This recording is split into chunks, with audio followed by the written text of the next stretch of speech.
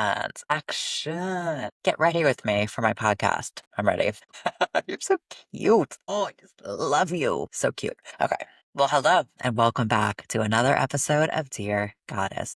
I'm Cal Karuna, spiritual mentor, life transformation coach, trauma-informed somatic practitioner, best-selling author, international speaker. In today's episode, we are having a conversation about beauty, and more specifically, how to stop feeling controlled by your appearance. Now, back in the Dear Dumb Bitch days, if you have been with me since the Dear Dumb Bitch days, thank you for continuing this journey with me. If you are new to the Dear Goddess world, Dear Goddess began as Dear Dumb Bitch, and it has been such an evolution. There are still 159 episodes of Dear Dumb Bitch that are really powerful, one of which is episode 127. It's from 2023, and it is about how to feel beautiful. That was almost 2 years ago. So we are expanding on this conversation. It's interesting because this is a topic I wanted to share on the show, but it was going to be a couple episodes from now.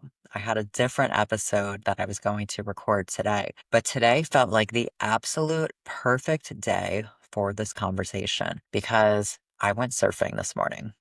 And you might be wondering, like, what does that have to do with anything? Well, here's the thing. This is like straight up surf hair. And now my salty, surfy hair is my absolute favorite hairstyle, but this has not always been the case. And the fact that I am here on video with you, recording an episode with no makeup, with my surf hair that has not been blow dried and styled perfectly, with not only my nails are not done, I cut them myself because they got super long and I love having my nails long. But as I mentioned, I surf now and surfing and long nails don't really go that well together. So I'm like, I don't really want to get my nails done right now. Let me just cut them myself. They're like uneven and I just don't even care. And it's so cool to just not care because a past version of myself was so consumed and controlled by her appearance. And that past version of me is in shock right now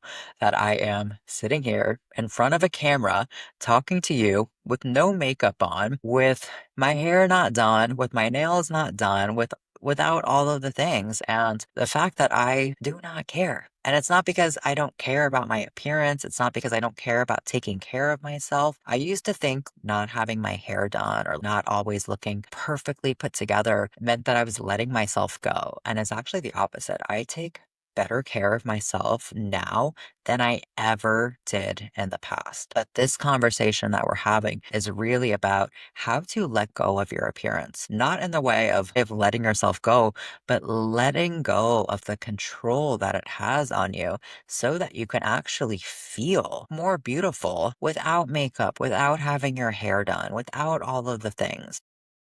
So that past version of myself, and literally like every past version of myself is still a bit in shock right now. But this just felt like the perfect time to have this conversation with you. And it's interesting because when I decided to restart the podcast and I knew I wanted to add in the video, I was contemplating wearing makeup. And there was still a part of me that was like, well, maybe I need to look more like polished and put together and more professional so that way people will like take me serious. And I haven't worn makeup in months. And when I noticed this narrative coming in, I'm like, okay, you are not wearing makeup on the show. For the mere fact alone that it feels like an edge, that it feels uncomfortable, we're going to explore showing up, letting go of any expectation to what people think about you.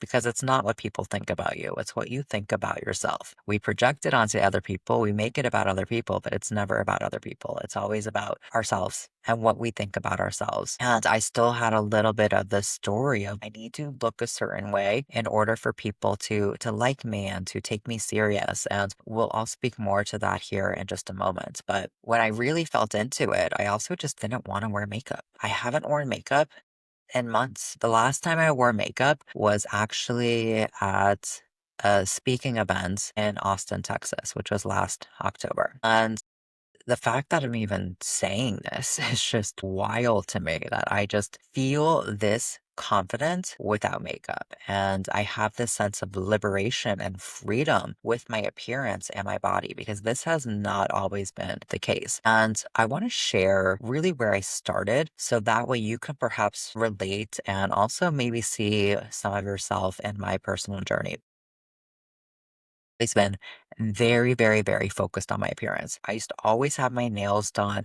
This was starting back in high school. I literally had my nails done from high school up until about 2 years ago. Never took a break, never like let my nails breathe. Always had to have my nails done, looking just perfect. So right. And always had my hair done. I would get my hair highlighted every 3 months, no matter what. It would always be perfectly blow dried and styled, always wore makeup, was always working out, always trying to really fix and improve my appearance because I had a lot of deep rooted insecurities. I always felt very insecure about my appearance, and yet my confidence and worth were attached to it, which really creates this conundrum of sorts. And for me, my appearance, specifically my body, was always my greatest source of shame. And yet it was also where I attached my worth. So that's a really, really sticky place to be in.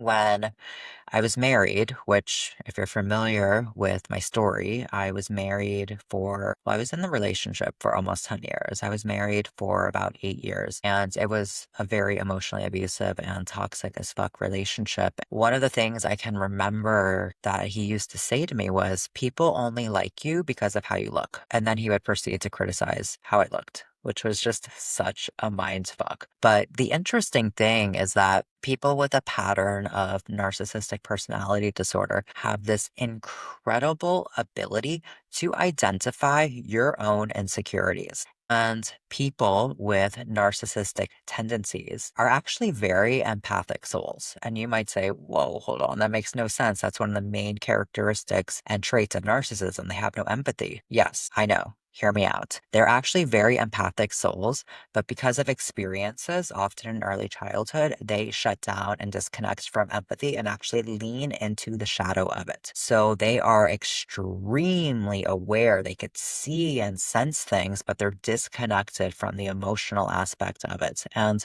so often narcissists attract empaths because as empaths, we can really feel and we're so sensitive and we could really see their pain and we could see how they had childhood experiences that contributed to why they are the way they are. And we can rationalize it and justify it. And we're ultimately just making excuses for ourselves. That is a conversation for another episode. But at the time when he would tell me that, I didn't realize that it was my own limiting belief being used against me, which is one of the reasons why it hurt so much. That and the man that you love, your partner, is criticizing you and manipulating you doesn't feel so good either. I didn't have the awareness of it back then, but for a good portion of my life, I felt like people only liked me because of how I looked, that I needed to look a certain way and I needed to be a certain way. I needed to be perfect. I needed to look perfect. And this is definitely related to the pattern of perfectionism that has really been present for me in my life. So I've always been the girl that always wears makeup, always has to look a certain way. And it definitely escalated when I left the marriage. It was very much a coping mechanism for many reasons, and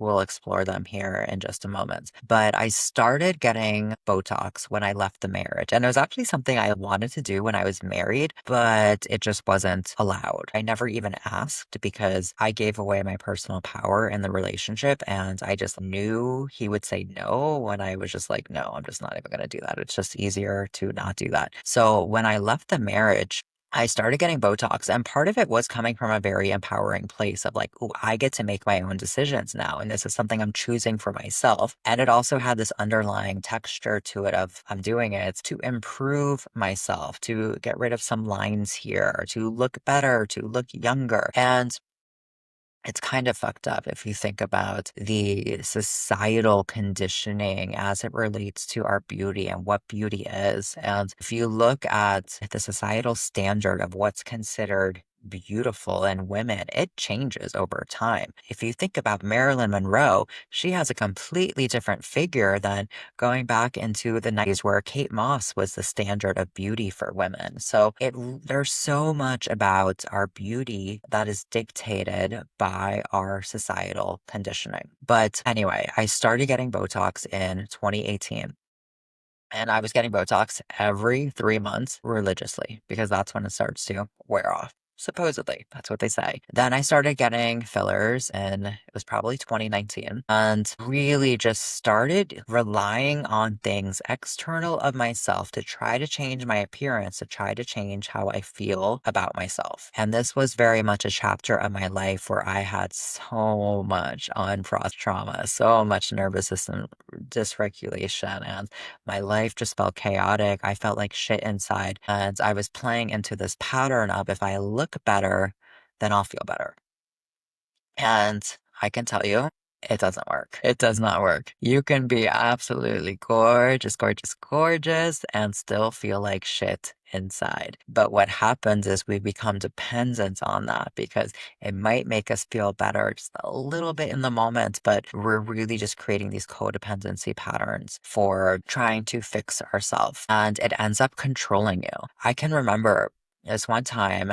I was at the gym and I cracked a nail. Now, mind you, my nails were always pristine. They were done perfectly, nail art, filed perfectly, long, all the things. And for me, cracking a nail was like an absolute nightmare. I could not handle the fact that my nails did not look perfect. If I ever cracked one, I would immediately text my nail lady, go to the nail salon, and have it fixed. And this one time at the gym, I literally left the gym, immediately went to the nail salon because I chipped my nail putting a weight on or something because long nails are kind of a pain in the ass. You really have to alter how you function in life. Got my nail fixed, then came back to the gym to finish my workout because I couldn't not finish my workout because I always worked out. I worked out obsessively. I truly had an addiction to exercising. It was another coping mechanism for me. I worked out 3 times a day, every day, no days off. Didn't matter where I was in my cycle. Didn't matter how my body felt. My body felt like shit. You can't work out every day with no days off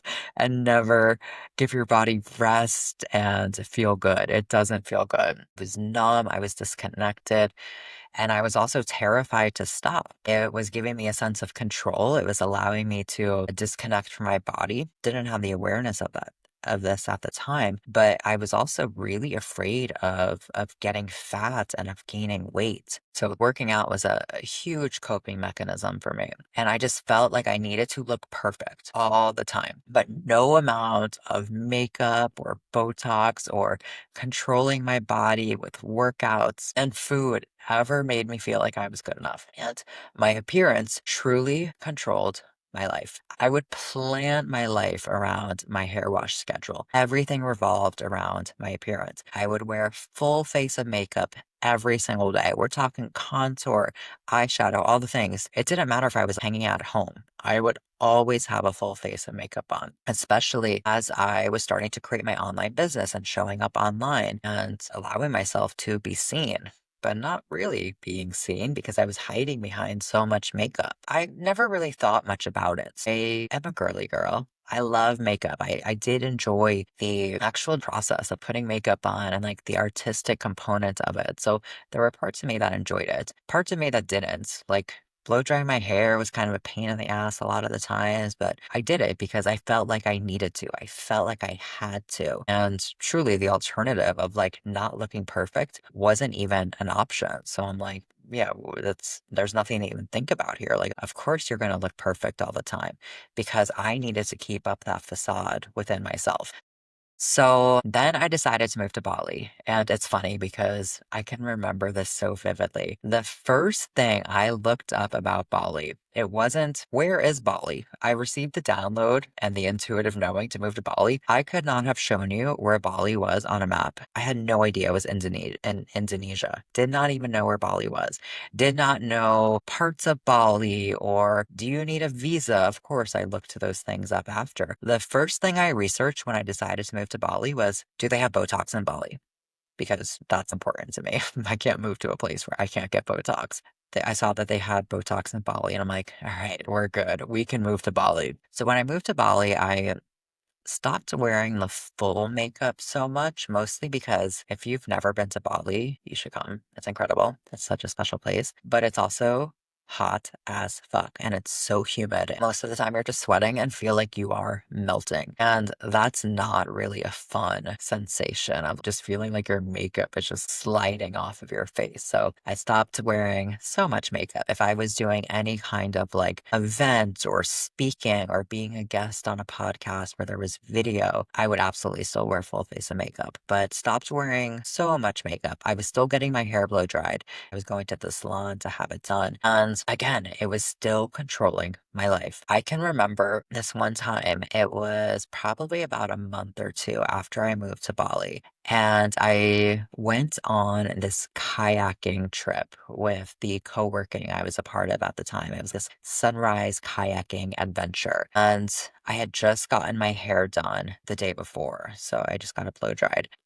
Never forget this. So I'm on this kayak in the ocean in Bali, watching the sunrise. It sounds magical, right? Except it started raining. And I was so distraught and pissed off that it was raining and my hair was getting wet that I completely ruined the whole experience for myself. I was just so honestly panicked. I'm like, well, now my hair isn't going to be perfect. And what am I going to do? And I'm going to have to get it redone. And this is not okay. And why is it raining? And it was just such a spiral. I was so triggered. It was not a fun time. And meanwhile, I could see it happening. And I'm like, bitch, you're in Bali.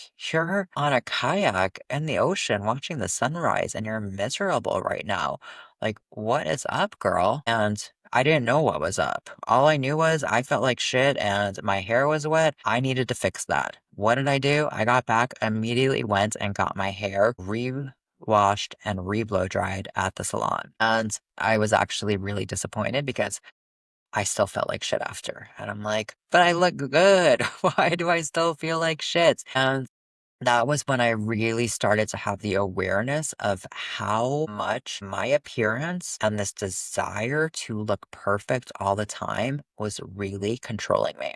So back then, I was still using filters on Instagram. And I would tell myself that I only use the California filter because I love California. And it's like, no, you do love California, but also you kind of like how it makes your cheeks look a little bit more contoured and it makes everything look a bit more smooth and it's a filter. You like that. Like, let's be honest, that's what you really like about it. And a friend of mine mentioned that she kind of felt like there was a bit of a disconnect between my message. So speaking to self-love and self-acceptance and woman's empowerment, feminine embodiment, while I had this filter on. And I was so triggered. I'm like, what do you mean? It's not a big deal. And I sat with it and I'm like, I can actually feel the disconnect. I can feel the disconnect when I'm coming on here wearing a filter, trying to change my appearance because I don't fully love and accept myself. And I'm trying to tell you how to love yourself. I'm like,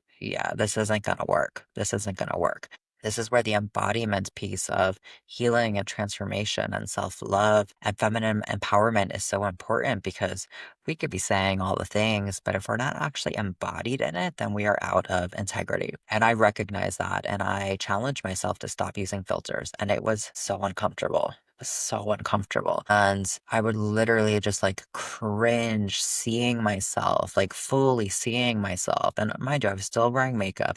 Still like that kind of filter, but just showing up on camera and on social media without a filter was so uncomfortable at first. And I really used it as a study of learning to accept and embrace myself on deeper levels. And ultimately, our soul chose every aspect of our appearance for a reason, with a reason. And why are we going to be the ones that judge ourselves and judge our body? There's going to be enough people that judge us. They're judging themselves too, but why are we going to be the ones at war with ourselves? Why are we going to be the ones who are judging the shape of our face or our cheekbones or how we look or that zit that we have. Why are we going to do that to ourselves? It's such a scam that we subscribe to because why not? Why not just love and accept ourselves exactly as we are? And you may be like, sure, that sounds easier said than done. And I absolutely agree with you. So back to this journey, we'll talk about how to actually reach that place of radical self acceptance. But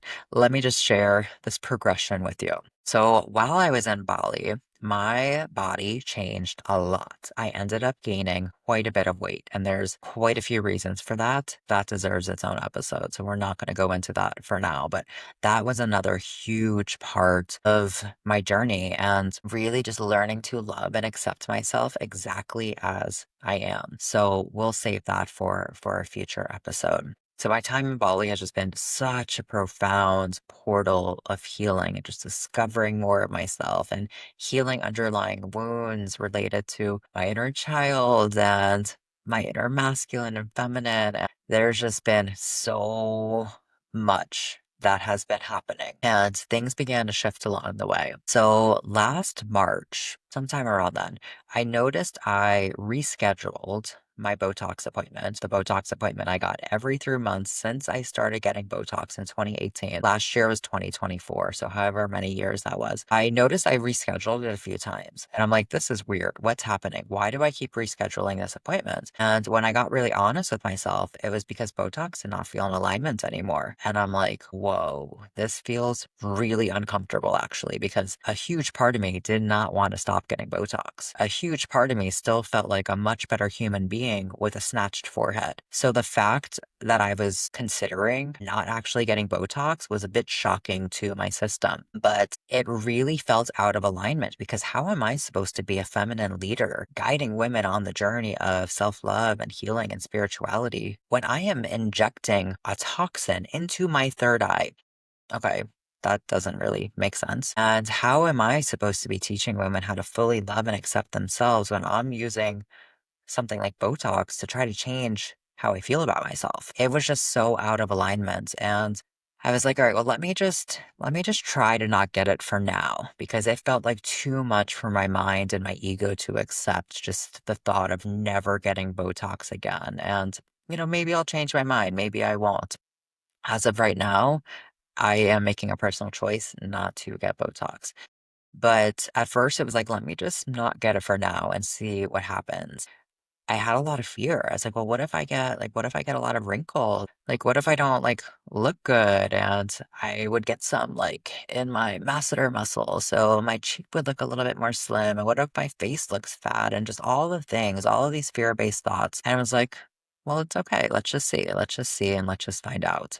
Yeah, still haven't gotten Botox. I can move my forehead. Do I have some lines? Sure, a little bit. Anyway, going back to the progression of this journey. So a few months later, I did a 2 week water fast at a waterfall here in Bali. It's one of the most sacred waterfalls here in Bali. And yes, you heard me correctly. It was a 2 week water fast. So 2 weeks, 14 days of only consuming water, no food, no other liquids, just water. And fasting such a beautiful journey. It's so powerful, so healing for your body. And for me, this was my second water fast. I did a 7-day water fast earlier that year. It was probably maybe like April. And then this second water fast, 14-day water fast, was in June of last year. And my body was detoxing so much. It was insane what my body was releasing. I could smell heavy metals coming out of my skin. It was so foul. And after that, I threw away all of my high-end beauty products, all of my skincare that I spent fortune on. And not only were they high end, they're also toxic because of the ingredients. And I can't even tell you how many thousands and thousands and thousands of dollars I have spent on beauty products and skincare, unknowingly spending all this money. And I'm just poisoning myself because a lot of the products that we are using are very, very toxic and they contain different agents and chemicals that are disrupting our hormones. And after the water fast, I'm like, I don't want to be using any of these products. We just worked really hard to detox all of this from our system. We're not going to be using these products anymore. And that's when I switched to pretty much all natural skincare. Then a couple months later, I went to Costa Rica and I did not have enough room in my suitcase because it was almost at the weight capacity. So I'm like, what am I going to leave? And I was like, I think I'm going to leave my makeup. And I'm like, ooh, that feels really edgy. I've never been to Costa Rica before. What if there's an event I want to go to or I meet someone and I feel like I need to wear makeup? And again, it was that edge. And it's like, okay, we're going to explore it. We're going to see what happens. So I did not bring my makeup to Costa Rica. And that was really when I was like just fully just done with makeup, done with the daily tinted serum and really stopped using it. And that's when I really noticed that I didn't even care. Like, I didn't even need it. I actually felt more beautiful than ever. And for the first time in my entire life, and this has been a journey and an evolution as we're going deeper and deeper and deeper, but I feel more beautiful than ever. I mean, I used to get my hair highlighted also with my Botox every 3 months religiously, and I haven't gotten my hair highlighted in like 6 months since last December. It is now, what month is it? I'm like, what month is it? What year is it? What lifetime is it? Does that ever happen to you? Sometimes I just black out and I'm like, whoa, what lifetime is it? Where am I? Like, what timeline am I in? It's June. I haven't gotten my hair highlighted in like 7 months. I don't think my roots have ever been this long. And you might be like, cool, cool story. What's the big deal? For me, just letting go of the control of it all was a big deal. And the fact that I'm able to truly just feel more confident than ever, to feel more beautiful than ever. I actually attract more men than ever. I am not the most fit that I have ever been. I am, by my own standards from the past, not the most beautiful that I've ever been. Now I feel more beautiful than ever, and I know I am absolutely beautiful. This isn't a conversation about that. But I have more men approach me now than I ever did in the past because it's not about my appearance, it's about my energy. And it's interesting because back when I was the most fit that I've ever been, the most muscular, the most lean. I was always chasing that perfect physique, and I could never even really see the body that I had. I look back on pictures of myself and I'm like, that's what I actually looked like. I had no idea that's what I looked like. I just had such severe body dysmorphia. So most of the time, we don't even know what we really look like because we're seeing ourselves from this distorted lens. So your beauty is not about your appearance. We're taught to believe that if we look beautiful, we feel beautiful, and it is a lie. Feeling beautiful has nothing to do with your appearance. Until you begin to shift out of this paradigm, it's a lot to wrap your mind around because we are so conditioned to believe that looking beautiful and our appearance is what allows us to feel beautiful. And it's not true. It's your energy, it's your connection to your divine feminine power. And it's the most cliche phrase that there is, but beauty truly comes from within. It is your connection to your soul and your inner light. I can tell you, I have bought pretty much every highlighter that there is from Sephora, and none of them give you that same radiance as your own inner light. It's not how you look, it's how you feel. It's how you feel about yourself. It is your level of connection to yourself. It's your level of acceptance within yourself. It's the level of trust within yourself. It's the connection to your soul. This is what allows you to truly feel beautiful. It's not about how you look. And now putting on makeup feels like I'm covering myself up, and I don't want to cover myself up. I worked really hard to take these filters off. And this is what it means to live an authentic life, to take these filters off. So now, is my skin perfect? No. Do I care? Also, no. And that's the real liberation in all of this. So, how did this actually happen? That is a great question. First of all, this was never any of my direct intention. I never set off to want to just have a more natural look. I never said I'm going to stop wearing makeup. I never said I'm not going to get Botox again. That was never the goal. Never said one day I'm going to stop blow drying my hair or wearing makeup or getting Botox or fillers. That was never the direct goal. But what happened was I healed what was beneath, and I healed why I needed those things in the first place. So let's talk about why we have attachments to our appearance. First of all, we've mentioned this already, but we have a lot of pressure from society, and there are also businesses that make billions, Billions with a B. There are businesses that make billions of dollars on us feeling ugly and hating ourselves. It's an actual scam. It's a scam. Society wants us to feel ugly because then we spend a lot of money trying to fix ourselves. And that really supports the capitalistic and consumerism of the society that we live in today. So there's a lot of pressure from society for us to look a certain way. But looking perfect isn't just about beauty, it's also about control. It's this sense of maybe if I look put together, I'll feel put together.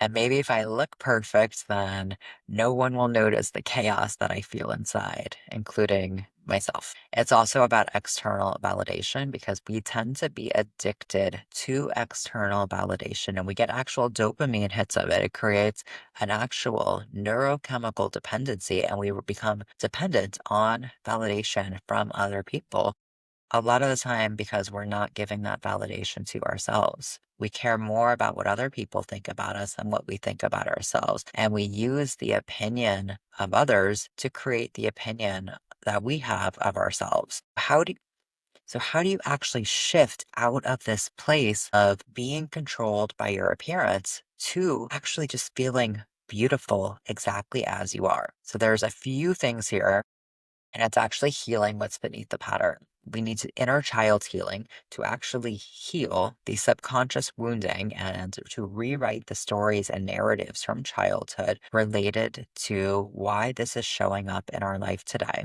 This happens through somatic work to create safety in your nervous system and to further heal the wounding that's creating this pattern and deepening and developing the relationship with yourself, coming into unconditional love. And this happens through shadow work and through really looking at the conditions that you have created around your self love. And this is all a byproduct of the ego because the ego makes rules and conditions about how we need to be and who we need to be and how we need to look in order to feel like we are worthy and deserving of love. And that includes receiving love from our own self. You also need to begin to unravel your worth from your appearance because they're often so entangled. Alchemizing shame and meeting your own shadows and really accepting and embracing the parts of yourself that are holding on to so much pain and shame and that feel so unworthy of being seen. This is really what allows us to accept ourselves on deeper levels. We have to see and witness these parts of ourselves that are holding on to shame, and that takes away shame's power because shame thrives in secrecy. So we need to be able to sit with it and embrace it. And when you start healing the parts of you that believe you had to be and look perfect in order to be worthy, you begin to really come into deeper levels of your own innate worthiness. And you remember that you are worthy exactly as you are. You don't need to look a certain way or be a certain way or do or achieve anything in order to be worthy. You already are. It's also important to listen to your body instead of trying to control it and to begin to rebuild the relationship with your body, which also builds self trust. You have to really unravel the shame that you carry around your appearance and to meet these parts of yourself with compassion. And then little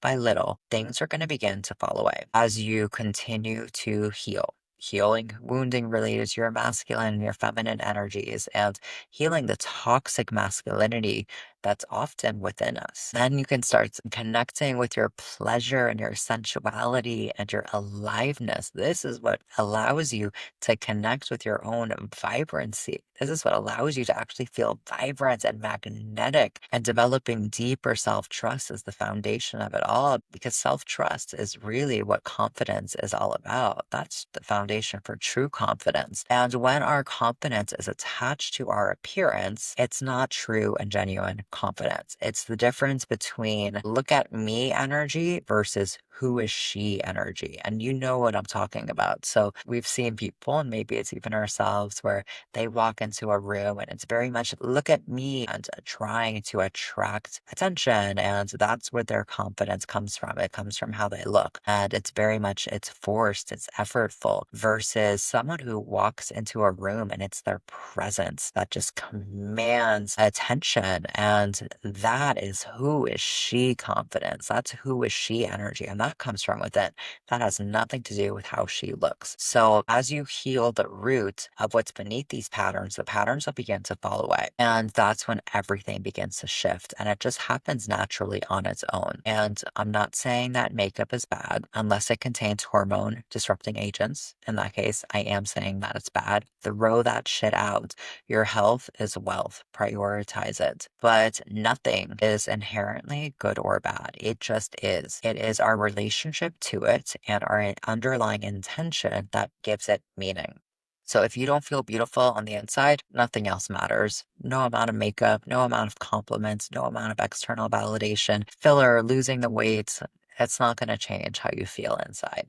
We're just putting another mask on, trying to create a feeling, trying to use something outside of ourselves to change how we feel inside. And we may tell ourselves just a little bit more lip filler and then I'll feel good about myself. Or one day when I lose the weight, then I'll feel how I want to feel. And no, you won't. You won't, because there's always going to be something else that you discover that you need to fix because, or you need to change because ultimately, we are outsourcing our power to our appearance. So I'm not telling you not to wear makeup. I'm not saying I'm never going to wear makeup again. I'm just inviting you to get curious about why you're doing what you're doing and looking at the things that you're using external of yourself to change how you feel inside. And the liberation that comes from not needing to look a certain way in order to actually feel good about yourself is profound. So let's